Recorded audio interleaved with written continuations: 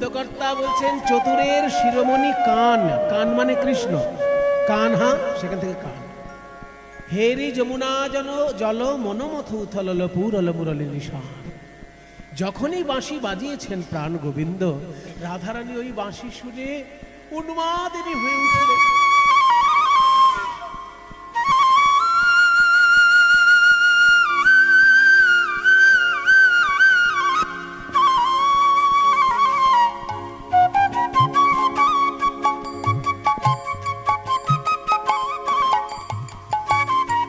বাজিস না রে বাঁশি, বাজিস না ওইভাবে বাঁশি, বাজিস না। ব্যাকুল হয়েছে রাইধনির মন। আর সেই সময় এসে দাঁড়ালেন যোগ মায়ার আর এক রূপ বড়ি মায়। বৃন্দাবনের সব থেকে বয়স্ক তিনি, তাই সবাই তাকে খুব মানে। রাধারানীর সঙ্গে তার নাতনির সম্পর্ক, তাই বলছে ও নাতনি এত দুঃখ কিসের, কাঁদছিস কেন? ও বুড়িমা, কেমন করে আমি প্রাণনাথকে পাই একবার বলে দাও। আচ্ছা, তোর ওই প্রাণ গোবিন্দের কথা মনে পড়েছে? যমুনায় আজকে বাঁশি বাজাচ্ছে নৌকা সাজিয়ে নিয়ে, তোর জন্য অপেক্ষা করছে ওই রসের নাগর। দাঁড়া, তোর জন্য তোর শাশুড়ির কাছ থেকে অনুমতি নিয়ে আসে। তাই শাশুড়ির কাছে এসেছে। জটিলা, জটিলা হচ্ছে রাধারানীর শাশুড়ি। জটিলে, বলো মা। বলছি বড়লোকের মেয়ে অর্থাৎ রাজকন্যা রাধাকে বৌমা করে বানিয়ে বাড়িতে এনেছিস, এই ভাঙা ঘরে রাখবি বলে? কি করব বুড়িমা? কি করবি মানে? পয়সা কোথায় থাকে জানিস না? শাস্ত্র কি বলেছে পয়সা কোথায় থাকে? শাস্ত্র বলছে পয়সা কোথায় থাকে জানো? বাণিজ্যে বসতে লক্ষ্মী। পয়সা তিন জায়গায় থাকে আর এক জায়গায় থাকে না। তিনটে জায়গায় বলছে শাস্ত্র। বাণিজ্যে বসতে লক্ষ্মী, বাণিজ্যে লক্ষ্মী বাস করে। তদর্ধং কৃষি কর্মণি, তার অর্ধেকটা বাস করে চাষবাসে। মানে লক্ষ্মী সব থেকে বেশি পাওয়া যায় ব্যবসায়। সত্যি কথা, ব্যবসায়ীদের মতন বড় লোক তার সবাই হবে না, তাই ব্যবসায় সব থেকে বেশি লক্ষ্মী থাকে। দ্বিতীয় তদর্ধম, তার অর্ধেকটা কৃষিকর্মণি, চাষবাসে থাকে। এখনকার দিনে তো আবার চাষবাসের একটা সুবিধে আছে, চাষবাসের যদি ফসল পান সেটার জন্য ট্যাক্স দিতে হবে না। বিজনেস করলে তবু ট্যাক্স দিতে হবে, কিন্তু চাষবাসে ফসল তুললে ট্যাক্স দিতে হবে না। কাজেই লক্ষ্মী কোথায় কোথায় থাকে? ব্যবসায় থাকে লক্ষ্মী, চাষবাসে থাকে তার অর্ধেক লক্ষ্মী। আর তদর্থং রাজ সেবায়াম, যদি রাজকর্মচারী কেউ থাকে তাদেরও পকেটে দুটো পয়সা থাকে। হ্যাঁ, কিন্তু ভিক্ষায়াং নৈব নৈব, ভিক্ষা যেন কেউ না করে। কাজ করে খাও, যে কোনো কাজে তুমি লক্ষ্মীকে পাবে, কিন্তু ভিক্ষা করলে তুমি লক্ষ্মীর প্রিয় পাত্র হতে পারবে না। তাই বাণিজ্যে বসতে লক্ষ্মী, ব্যবসা করবি না? দধি দুগ্ধ ঘৃত গোল আজকে চড়া দামে বিক্রি হচ্ছে, চল তুই চল। জটিলা বলে আমি বুড়ি মানুষ, আমি কি যেতে পারি? বলে তাহলে তোর মেয়েকে পাঠা। বলে বাবা আমার মেয়ের নাম কুটিলা, ওর নাম যেমন স্বভাবও তেমন। ও যদি হাটে যায়, যে ঝগড়া জানে না তাকে ঝগড়া শিখিয়ে দিয়ে বাড়িতে আসবে। বলবো এত ঝগড়াটি মেয়ে তো ছেলেকে পাঠা। বলে ছেলে আমার সবসময় মা কালীর মন্দিরে বসে থাকে, কোথাও যেতে চায় না। বলে তোদের ঘরে কি কেউ নেই ব্যবসায় যাবার মতো? একজন আছে বুড়িমা, আমাদের বৌমা আছে। বলে তাহলে তোর বৌমাকেই দে, তাকে নিয়ে ব্যবসা করে আনি, যা লাভ হবে সব তুই পাবি। তাই রাধারানীকে অনুমতি নিয়ে চলেছেন বুড়িমা। শীতল তরুর ছায়ে বসিয়া বসিয়া যায়, যমুনা কিনারে দিল দেখা, আসি সবে যমুনা কিনারে দিল দেখা, তারাই আসিয়া দাঁড়ালো, ওই যমুনার তীরে সবে আসিয়া দাঁড়ালো, ওই যমুনার তীরে সবে আসিয়া দাঁড়ালো। যমুনার তীরে সমস্ত গোপী এসেছেন, অষ্ট সখী সহকারে রাধারানী এসেছেন বুড়িমাইকে সঙ্গে করে। কিন্তু কোনো নৌকা বা নাবিক কিছুই তো দেখতে পাচ্ছি না। বুড়িমা একটু সরে দাঁড়াও দেখি। যেই বুড়িমা সরে দাঁড়িয়েছে, দেখছে দূরে যেন একটা নৌকা দেখা যাচ্ছে, বহু দূরে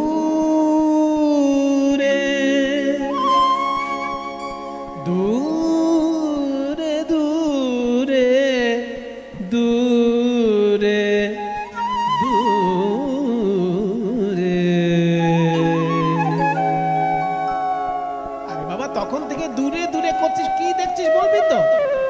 বলছি মণিমা, এত সুন্দর যে আমি বলতেই পারছি না। সখাগণ সঙ্গ ছড়ি, মানে বন্ধু বান্ধবের সঙ্গ ত্যাগ করে যদুনন্দন অর্থাৎ শ্রীকৃষ্ণ চলতহি নাগর রাজ, নাগরের শিরোমণি প্রাণ গোবিন্দ চলেছেন যমুনার তীরে আলো করে। কেমন ভাবে না, ভাবিনী মনোরথে অর্থাৎ মহাভাব স্বরূপিনী রাধারানী তার মনে যেন আরোহণ করে আছেন। চলল বিপিন পথে, বাগানের পথ দিয়ে চলেছে। বাগানের পথ কেন না, রাজপথে গেলে সময় বেশি লাগবে, ওই জন্য বাগানের মধ্যে দিয়ে তাড়াতাড়ি যাচ্ছেন যমুনার তীরে। চলল বিপিন পথে, কেন সাধিতে মনোমথ কাজ, সেই যমুনায় নৌকা বিলাস করবেন বলে তিনি যমুনার তীরে চলেছেন। যমুনার তীরে এসে দেখছেন এই তো সেই যমুনা। এই যমুনাকে আমি কথা দিয়েছিলাম আমার জন্মদিনে, জন্মাষ্টমী। এই শুভ জন্মাষ্টমীর দিন যখন গভীর রাত, সকলে যখন নিদ্রাচ্ছন্ন, সতর্ক প্রহরী কারাগার দেখছে, কিন্তু তাদের চোখে নেমে এলো মায়া ঘুম। আর কারাগারে জন্মগ্রহণ করলেন দেবকীর গর্ভে ঈশ্বর পরম কৃষ্ণ সচ্চিদানন্দ বিগ্রহ, অনাদিরাদি গোবিন্দ সর্ব কারণ কারণম। জন্মগ্রহণ করেই বললেন বসুদেবকে যে আমাকে নন্দালয়ে রেখে এসো বাবা, তোমার কোনো ভয় নেই, আমার মায়া এখন সকলে নিদ্রাচ্ছন্ন, আর দরজা আপনি খুলে যাবে, তুমি রেখে এসো আমাকে। তাই বসুদেব শ্রীকৃষ্ণকে নিয়ে চলেছেন যমুনার তীরে। যমুনার তীরে এসে দেখলেন একই, এই যে উত্তাল তরঙ্গিনী যমুনা, আমি পার হব কেমন করে? থমকে দাঁড়ালো বসুদেব। হে ভগবান, তুমি যখন কাউকে কৃপা করো একবারও ভেবে দেখো না সে তোমার কৃপা পাবার যোগ্য না অযোগ্য। তুমি আমাকে পিতা করলে, কিন্তু তোমার পিতা হবার আমার যোগ্যতা কোথায়? তোমাকে আমি রক্ষা করতে পারছি কই? এই যমুনা এখন আমি কেমন করে পার হব? ভক্ত যখন ব্যাকুল হয়ে যায়, তার ব্যাকুলতা দূর করার জন্য যোগ মায়া নেমে আসেন। আজকে যোগ মায়া শ্রীগালিনীর রূপ ধারণ করে, মানে একটা শিয়াল হয়ে যমুনা পার হয়ে যাচ্ছে। আর শিয়াল পার হচ্ছে দেখে বসুদেব ভাবলো, মা একটা শিয়াল যদি পার হয় আমি কেন পারবো না? যোগ মায়া কাত্তায়নী শ্রীগাল রূপ ধরি, যোগ মায়া কাত্তায়নী শ্রীগাল রূপ ওই ধরি, যমুনা পার হইয়া যায় অতি তরা করি, ওই যমুনা পার হইয়া যায় অতি তরা করি। বসুদেব মনে মনে ভাবে আমি কেন পারবো না? আমি কেন পারবো না? শ্রীগাল যদি পার হয় আমি কেন পারবো না? শ্রীগাল যদি পার হয় আমি কেন পারবো না? শ্রীগালের পেছনে পেছনে বসুদেব চলেছে শ্রীকৃষ্ণকে নিয়ে। উপরে রয়েছে অনন্ত বাসুকী ছাতা ধরে, আর মাঝখানে যমুনার মাঝখানে যখনই এসে গেলেন, শ্রীকৃষ্ণ মনে মনে চিন্তা করলেন, আমি জন্মগ্রহণ করেছি ঠিকই, কিন্তু এখনো তো আমার স্নান করা হয়নি, আমাকে স্নান করতে হবে। এই ভেবে বসুদেবের কোল থেকে হাত পা মোড়াতে মোড়াতে যমুনার জলে ঝাঁপ দেবে। আর যেই যমুনার জলে পড়েছে শ্রীকৃষ্ণ, যমুনা ভাবছে এত বছর পর আমার প্রাণনাথকে বুকে পেয়েছি, আমি তো ছাড়বো না। এই যমুনা কে? এই যমুনা হচ্ছে সেই গোলক ধামের অভিশপ্ত বিরজা নদী। সেই নদী রাধারানীর কাছে অভিশাপ পেয়েছিল, তাই জন্ম নিয়েছে যমুনা রূপে। এত বছর পর যখন গোবিন্দকে বুকে পেয়েছে যমুনা, বলছে আমি ছাড়িয়া নাহি কো দিব হে বধূ, ছাড়িয়া নাহি কো দিব হে বধূ, ছাড়িয়া নাহি কো দিব হে বধূ, ছাড়িয়া নাহি কো দিব হে আমার হৃদয় মাঝারে পরাণ যেখানে, সেখানে লুকায়ে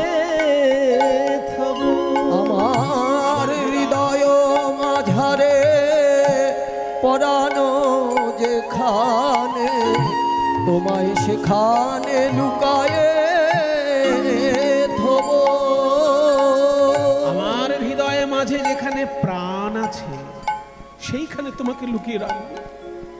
কৃষ্ণ বলে, ওগো যমুনা, তুমি যদি তোমার হৃদয়ে মাঝে আমায় লুকাই রাখো, তাহলে তো আমার চরণে পুষ্পাঞ্জলি দিতে পারবে না। যমুনা বলে, হে গোবিন্দ, তোমার চরণে পুষ্পাঞ্জলি দিতে নাই বা পারলাম, হৃদয় মাঝে যদি তোমায় রাখতে পারি, আমি নয়ন মুদেও তোমায় দেখতে পাবো। নয়ন মুদেও তোমায় দেখতে পাবো।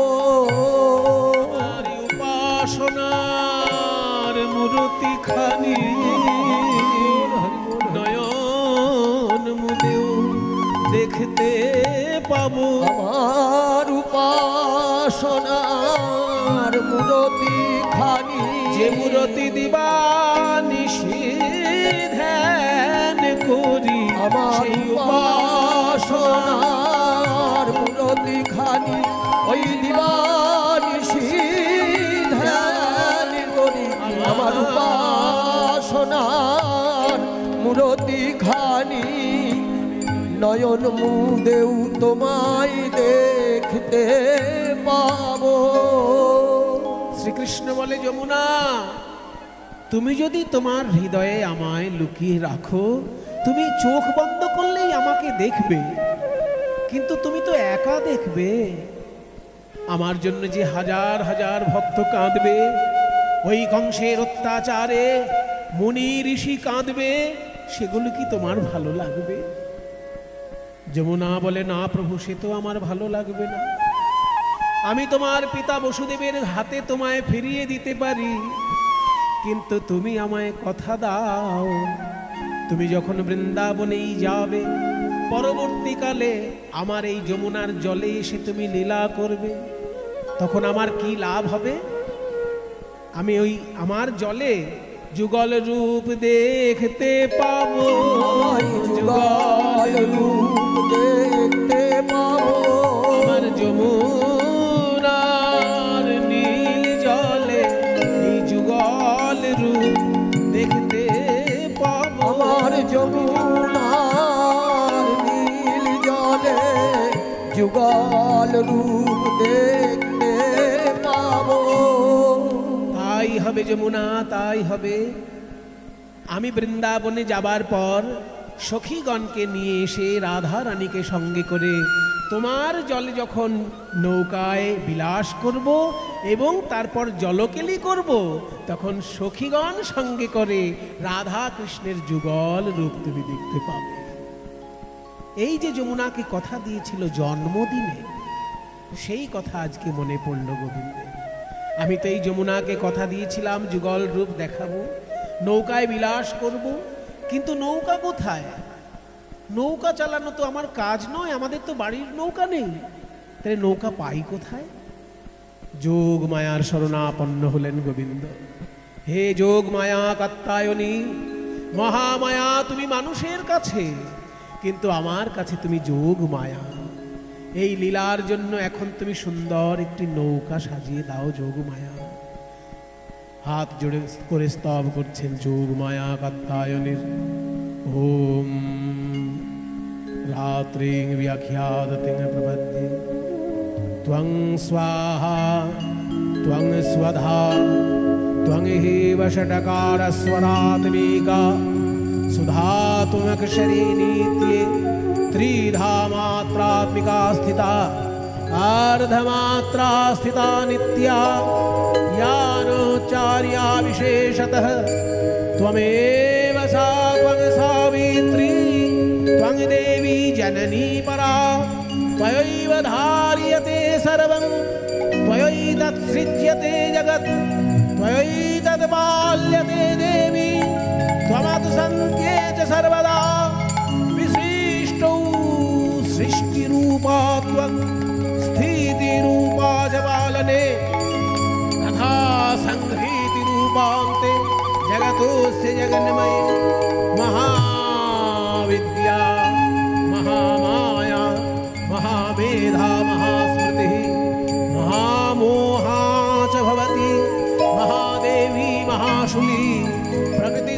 हि सर्वस्य गुणत्रय विभाषिणी कालरात्रिर्महारात्रिर्मोहरात्रिश्चदारुणा त्वं श्री त्वमीश्वरी त्वं ह्रीस्त्वं बुद्धिरोधलक्षणा लज्जा पुष्टिस्तथा तुष्टिस्त्वं शान्तिः शान्तिरेव च खड्गिनी शूलिनी घोरा गदिनी चक्रिणी तथा शंखिनी चापिनी बाण भूषुणी परिघायुधा सौम्या सौम्यतराशेष सौम्यभ्यस्त्वति सुंदरी परापराणां परमा त्वमेव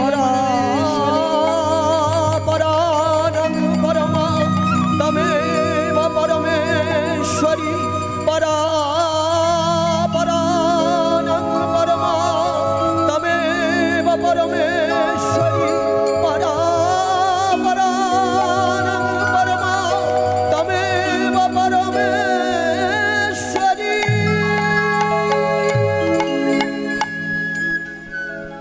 গোপাল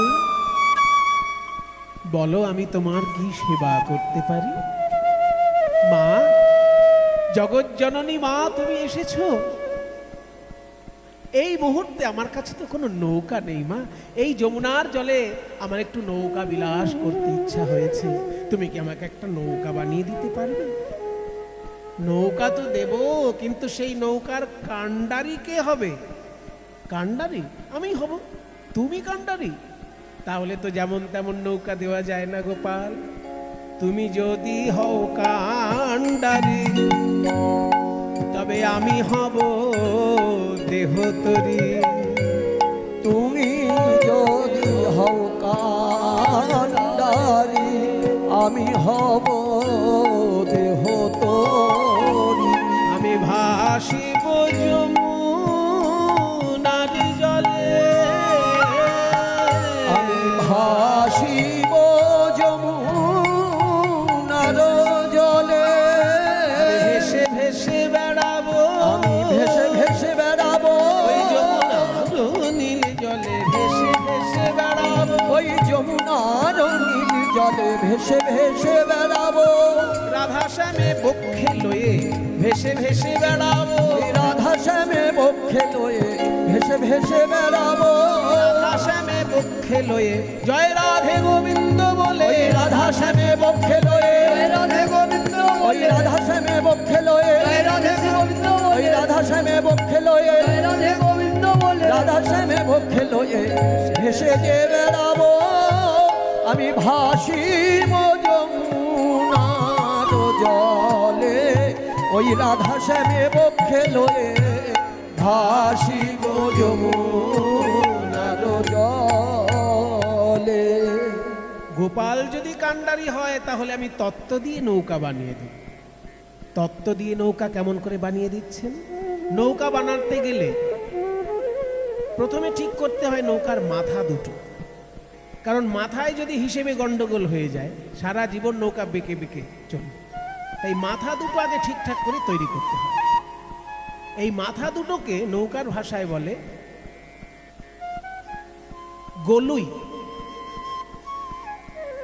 তাহলে গলুই যদি নৌকার দুটো মাথা হয়, তত্ত্বের দিকে গলুই কোনটা? বিবেক বৈরাগ্য দিয়া দুই গলুই গড়িল। ওই বিবেক বৈরাগ্য দিয়া দুগলই গড়িল। বিবেক বৈরাগ্য দিয়া দুটো গলুই মানে দুটো গড়িল। মাথা। একটা মাথার নাম বিবেক আর একটা মাথার নাম বৈরাগ্য। দেখুন, এই দুটো জিনিস হচ্ছে একদম সাধনা জগতের খুব মৌলিক বিষয়। বিবেক কাকে বলে? শঙ্করাচার্য পাদ বলেছেন যে নিত্যানিত্য বস্তু বিচার বিবেক। আমরা বিবেক মানে ভাবি সহানুভূতি, কিন্তু বিবেক শব্দের আসল অর্থ সহানুভূতি নয়। বিবেক মানে একটা থেকে আরেকটাকে আলাদা করার ক্ষমতা। আলাদা করার ক্ষমতাকে বলে বিবেক। কোনটা থেকে কোনটা আলাদা করা? না, নিত্য পদার্থ থেকে অনিত্য পদার্থকে আলাদা করা। যেমন আমার দেহটা হচ্ছে অনিত্য, কিন্তু দেহের ভিতরে যে আত্মা সে নিত্য। এই নিত্য পদার্থ আর অনিত্য পদার্থ মিলেমিশে আছে। তার মধ্যে কোনটা নিত্য আর কোনটা অনিত্য এই চিনতে পারার ক্ষমতাকে বলে বিবেক। এইগুলো যদি আগে না হয় তাহলে সাধনা এগোবে কি করে?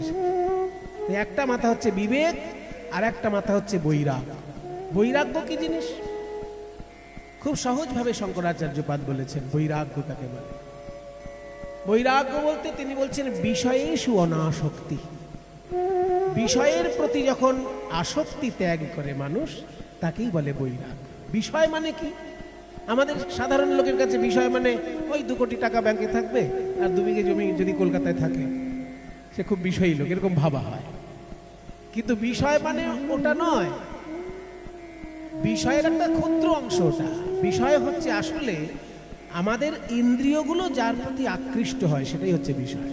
যেমন চোখ আকৃষ্ট হয় রূপে, কান আকৃষ্ট হয় শব্দে, নাসিকা আকৃষ্ট হয় গন্ধে, জিহ্বা আকৃষ্ট হয় স্বাদে। এই শব্দ স্পর্শ রূপ রস গন্ধ এইগুলোই হচ্ছে বিষয়। এবং মন আকৃষ্ট হয় চিন্তা। তাই এগুলো থেকে যখন নিজেকে গুটিয়ে নেওয়া যায় তাকে বলে বৈরাগ্য। এই দুটো মাথা যদি কেউ ঠিকঠাক করতে পারে তার জীবন তৈরি হয়ে গেল, ভগবানের কাছে সে যেতে পারবে। আর মাঝ বরাবর যে ধনুকের মতন কাঠটা থাকে সেটা কি? দাঁড়া। ধৈর্য দাঁড়ার উপর খাড়া করিল, ধৈর্য দাঁড়ার উপর খাড়া করিল। বলি প্রাণে ধৈর্য থাকা চাই, প্রাণে ধৈর্য থাকা চাই। ভজবে যদি প্রাণের কানাই ধৈর্য থাকা যায়। ভজবে যদি প্রাণের কানাই ধৈর্য থাকা চাই। ধৈর্য হচ্ছে ভক্তি জগতের আসল সম্পদ। তাই ধৈর্যটা হচ্ছে নৌকার দাঁড়া, অর্থাৎ মাঝখানের যে ধনুকের মতন কাঠটা। এবার তার সঙ্গে তক্তাগুলো জুড়ে দিতে হবে। তক্তাগুলো কি? আসক্তির তক্তায়ানি তাহাতে আটিল, তাহাতে আটিল। আসক্তির তক্তায়ানি তাহাতে আটিল, তাহাতে আটিল। আর লালসার পাতাম লোহা তাহাতে মুড়িল, তাহাতে মুড়িল। আর লালসার পাতাম লোহা তাহাতে মুড়িল, তাহাতে মুড়িল। আসক্তি রূপী তক্তা এবং লালসা রূপী পাতাম লোহা দিয়ে নৌকার মোটামুটি খোলটি তৈরি হয়েছে। এবার নৌকার উপর বসতে গেলে তো পাটাতন চাই। পাটাতন মানে যে কাঠের উপর বসা হয়, তক্তার উপর বসা হয়। সেই পাটাতনগুলো পাততে গেলে নৌকায় আড়াআড়ি কিছু বাটাম লাগে। সেই আড়াআড়ি কাঠগুলোকে বলে গুড়া।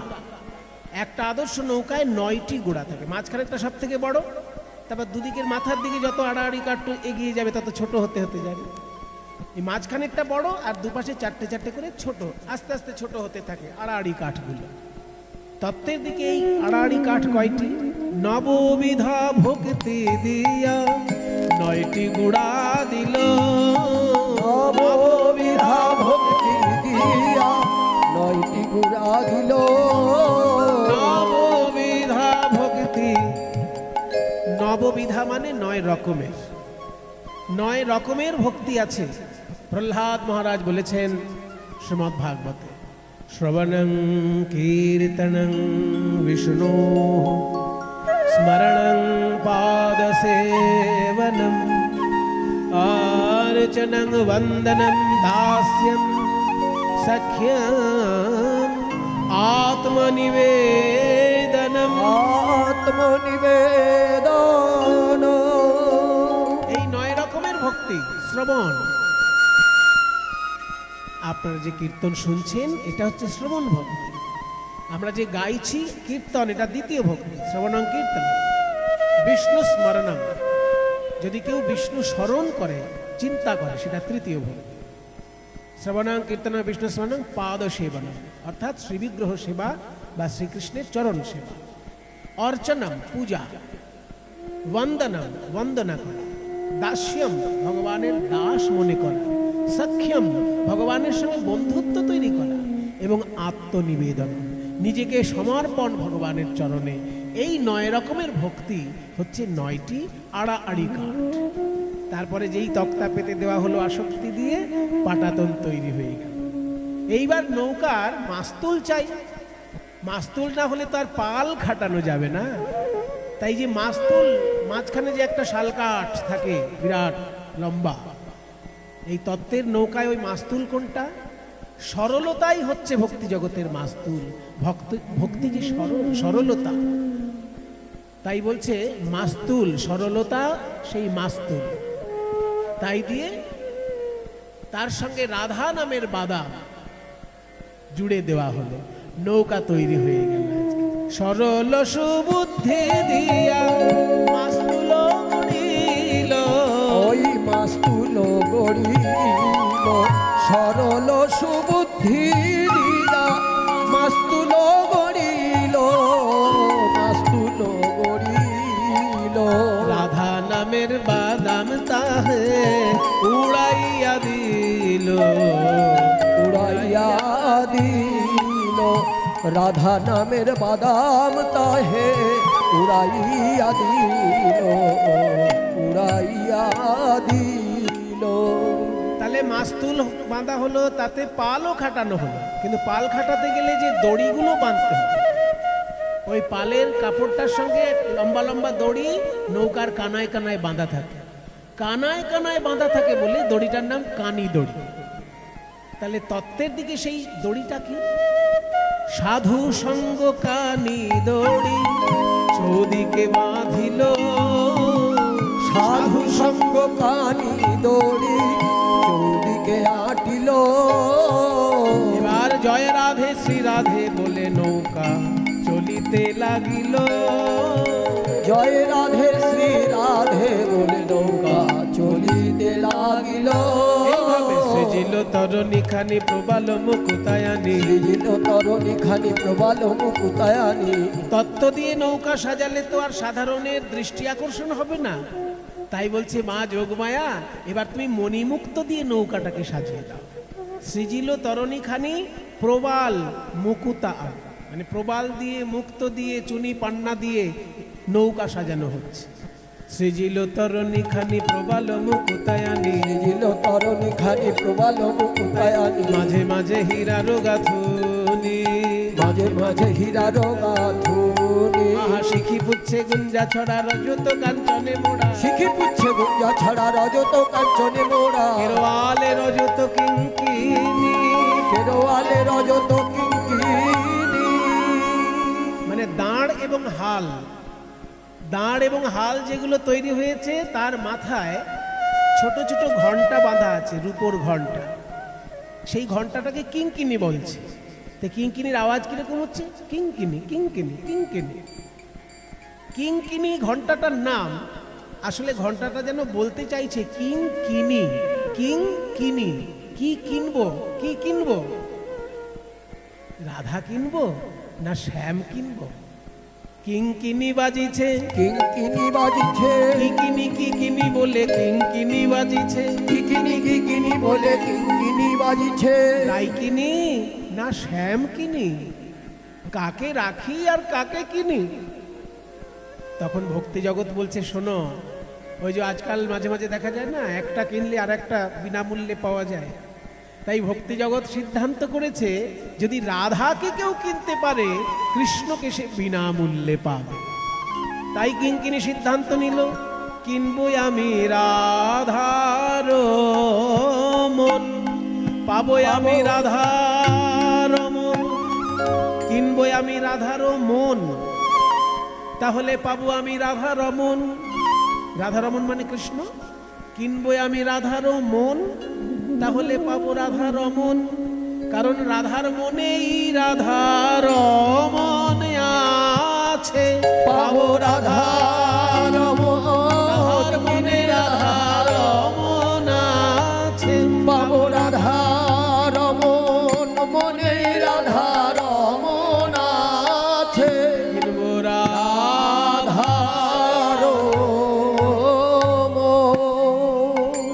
সুন্দরভাবে নৌকাটি সাজানো হয়েছে। এইবার প্রাণ গোবিন্দ বংশী ধ্বনি করছেন, ব্রজগোপীর কানে গিয়ে যেন শ্রীকৃষ্ণের বাণী শুনিয়ে দেয় ওই মধুর মুরলী।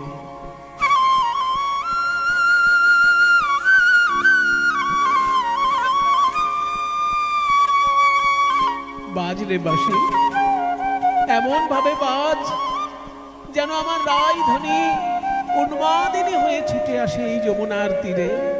বাজ রে বাঁশি আমার সাথের মুরলী। চতুরের শিরোমণি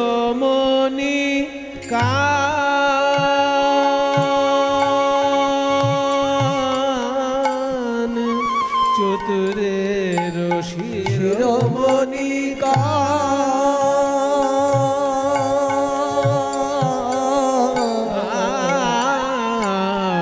শিরোমণি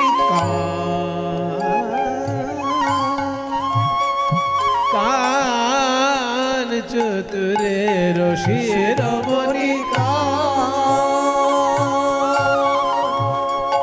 চতুরের শিরোমণি কান। কি করলেন গোবিন্দ? হে রি যমুনা জল শ্যামের মন মথ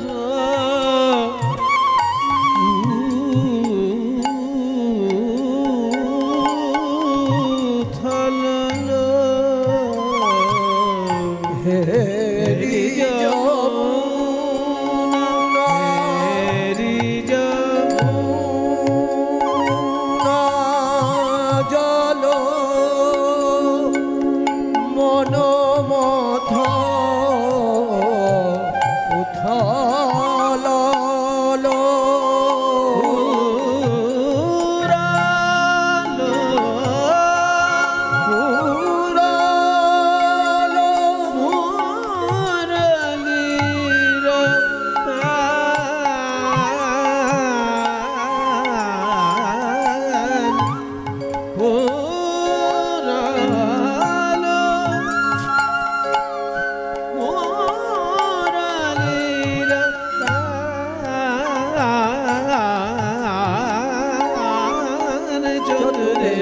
শিরোমণি কান, চতুরের শিরোমণি কান, রে চতুরের শিরোমণি কান,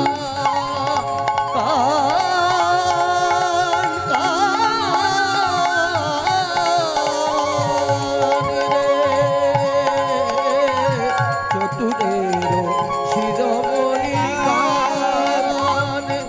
সা সা সা সা সা সা সা সা সা রে রে নি দা সা নি দা মা মা মা মা গ গামা ধ গামা ধ গামা গামা ধ গামা ধ মাধা নি মাধা নি মাধা ধনি মাধা নি সা রে সা সা রে রে সা দা নি মাধা মা গ নি নি নি নি নি ধ মা গ দা দা দা দা মা গ মা মা মা মা গ রে সা সা নি দা নি সা গ গ মা গ গ গ ব ध नि सा रे नि सा दा नि मा दा गा চতুরের শিরোমণি কান, রে চতুরের শিরোমণি কান, রে চতুরের শিরোমণি কান, শিরোমণি কান, শিরোমণি কান, শিরোমণি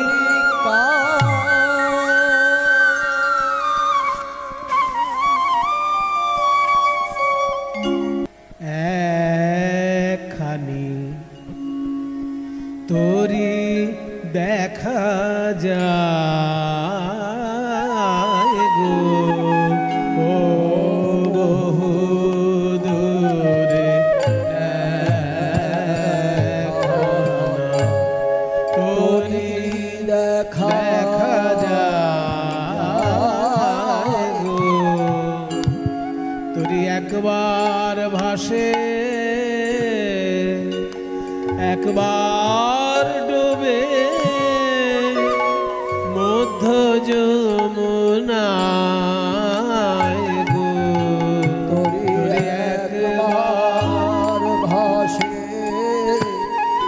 একবার ডোবে মধ্য যমুনায় গো। বহু দূরে তোরি দেখা যায় গো। বহু দূরে একখানা। দেখো কি সুন্দর তরি খানি, একবার চেয়ে দেখো প্রাণ সজনী। সুন্দর তরি খানি চেয়ে দেখো প্রাণ সজনী। মণিমা গো, ওই তরির পানে নয়ন দিলে আর তো নয়ন ফিরানো যায় না। ফিরানো যায় না।